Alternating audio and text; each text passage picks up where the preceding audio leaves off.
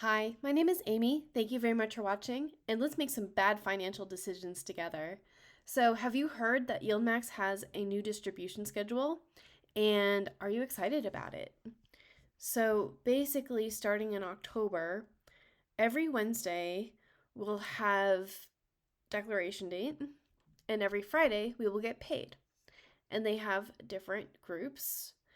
And for me, what I'm going to do is I'm going to pretend AMZY is in group A, and then Nvidia, Fiat, Ulti, and Misty are my choices for the rest of the groups. And there's a few things with YMAX that I would like to go over. First of all, I think that splitting up the single ticker cover called ETFs, these are this is going to help with the dilution that I was talking about yesterday. That when we just had all of them all at the same day, and then 2 weeks later we had the other ones, then it created a big dilution. So I think that helps. But the problem with YMAX and YMAG right now is that Roundhill ETFs exist, and the declaration dates are on Wednesday. So for me, if I'm looking at the total return from the inception date of Roundhill, since they're newer than YMAX, if I had put $10,000 into QDTE, I would have more than $10,000 in total returns. The same thing with XDTE. But YMAX, right now, I would have less than $10,000. And that's because it's an index of covered call ETFs, and their strategy, because they have such high yields, they get capped out, so we don't recover as well as the rest of the market.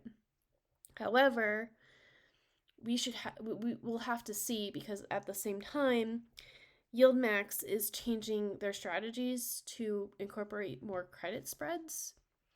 So maybe it'll get better, but still, YMAX and QDTE have similar distributions, and I have more faith in the 0 day to expiration of the NASDAQ 100 than I do in YMAX. And the other thing is Roundhill is actually coming out with single stock ETFs that are weekly, and they haven't done that yet.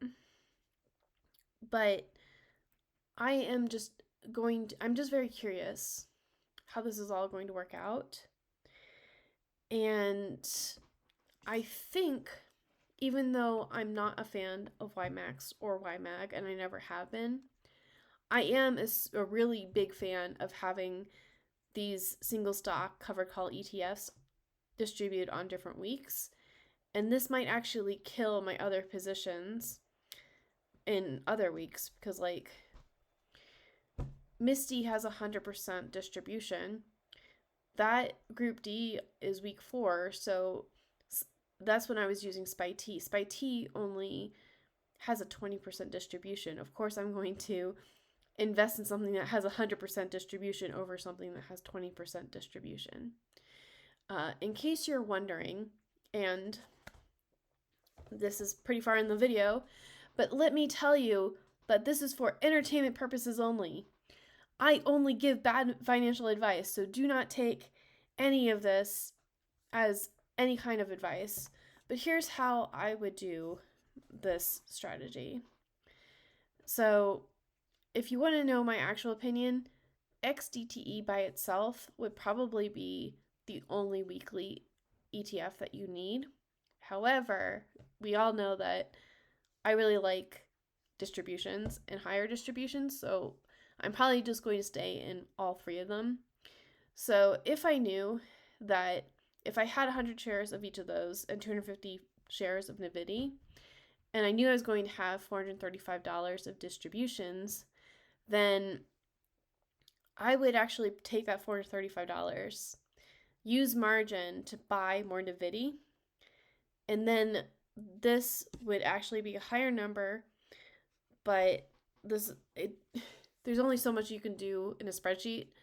So what I would do then is I would get my distributions, and 10% of whatever the actual distribution was, I would reinvest in each of these. So 30% total. And then 30% would go right back on the X date into Nvidia. And then I would pay forward 100% of the distributions from these weeklies and the 40% from Nvidia. And in this way, this is pretty much the strategy that I've been using, where I had basically QDTE had 4 ETFs, then XDTE had a different wheel with 4 different ETFs, and RDDTE had even a different distribution wheel with 4 other ETFs. But that is a lot of ETFs to manage and to care about. And with YMAX having 100% yields for some of these, there's no reason for me to go into a larger number of high yield ETFs. Although Group A would probably wind up being Roundhill's YBTC. So I will have to figure out how to fit AMZY into my strategy, because I really do like AMZY. But maybe some of these weeks it'll be 2 ETFs down here in the high income, like part of the strategy. But I am personally going to have to go through my dividend tracker and figure out which dividends fall on the same date and what my new strategy is, and think about it a little bit more. But overall, I am excited that even though these are still monthly ETFs, they are paying on different weeks, which means like even if I just had a 2 ETF, like Nvidia dividends go into Misty dividends go into Nvidia, like those are very high income ETFs, high yield. And so like the more times your dividend gets dividends every month, the higher income you'll have later. So the more it'll compound. And the more there are basically there's diminishing returns with this. Like when you go from annual to semi-annual to quarterly, that's where you see the biggest difference in compounding. So if it's 1 week and intra-week, the difference that you're going to get is minimal, so it's gimmicky.